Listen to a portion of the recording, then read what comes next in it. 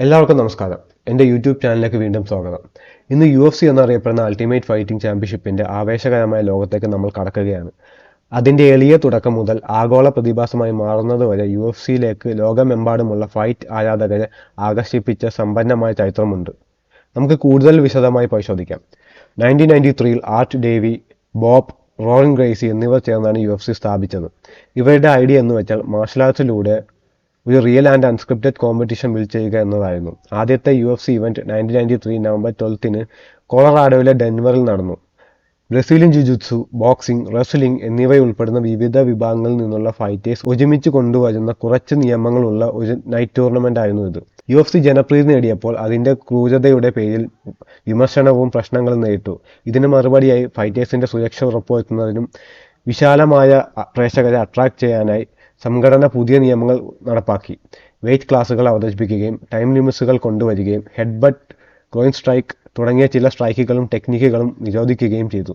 ഈ മാറ്റങ്ങൾ UFCയെ legitimate sports ഇനത്തിലേക്ക് മാറാൻ സഹായിച്ചു.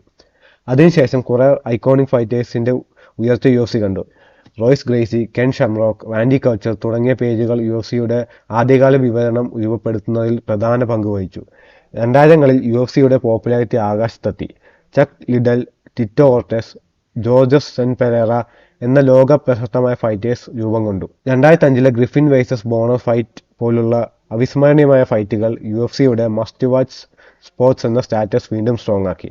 2001-ൽ ഫെർട്ടിറ്റ ബ്രദേഴ്സ് നേതൃത്വത്തിലുള്ള സുഫ എന്ന കമ്പനി UFC വാങ്ങുകയും പ്രൊഫഷണലിസത്തിൻ്റെയും ബിസിനസ് ഓപ്പർച്യൂണിറ്റീസിൻ്റെയും ഒരു പുതിയ യുഗം കൊണ്ടുവരികയും ചെയ്തു. സംഘടനയുടെ മുഖമായി ഡാന വൈറ്റും ഫെർട്ടിറ്റ ബ്രദേഴ്സും UFCയെ ആഗോള ശക്തി കേന്ദ്രമാക്കി മാറ്റുന്നതിൽ നിർണായക പങ്ക് വഹിച്ചു. 2005-ൽ the ultimate fight reality show എന്ന പേരിൽ പുതുമുഖങ്ങളെ അട്രാക്ട് ചെയ്യുന്ന ഒരു പ്ലാറ്റ്ഫോം രൂപീകരിച്ചു.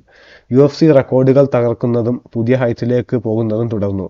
2016-ൽ UFCയെ WME IMG എന്ന കമ്പനി $4 ബില്യൺ ഏറ്റെടുത്തത് കായിക ചരിത്രത്തിലെ ഒരു നാഴികക്കല്ലായി മാറി. Conor McGregor, Ronda Rousey, Khabib, Jon Jones തുടങ്ങിയ ഫൈറ്റേഴ്സ് മുഖ്യധാര ശ്രദ്ധ ആകർഷിക്കുകയും UFC 229 പോലുള്ള ഇവന്റുകൾ പേപ്പർ വ്യൂ റെക്കോർഡുകൾ തകർക്കുകയും ചെയ്തു. UFC ഒരു ഗ്ലോബൽ സ്പോർട്സായി മാറുകയും അതിനാൽ UFCയുടെ ഭാവി നല്ല പ്രതീക്ഷ നൽകുന്നതാണ്. UFCയുടെ ഹിസ്റ്ററിയിലൂടെ ഈ യാത്ര അവസാനിക്കുമ്പോൾ ഈ കായിക ഇനം അതിന്റെ വിവാദപരമായ തുടക്കത്തിൽ നിന്ന് വളരെയധികം മുന്നോട്ട് പോയിട്ടുണ്ടെന്ന് വ്യക്തമാണ്. അത്ലറ്റിസം, സ്ട്രാറ്റജി, എന്റർടൈൻമെന്റ് എന്നിവ സംയോജിപ്പിച്ച് UFC ഒരു ആഗോള പ്രതിഭാസമായി പരിണമിച്ചു. നിങ്ങൾക്ക് ഈ വീഡിയോ ഇഷ്ടപ്പെട്ടെങ്കിൽ ലൈക്ക് ചെയ്യുക, ഷെയർ ചെയ്യുക, സബ്സ്ക്രൈബ് ചെയ്യുക. Thanks for watching.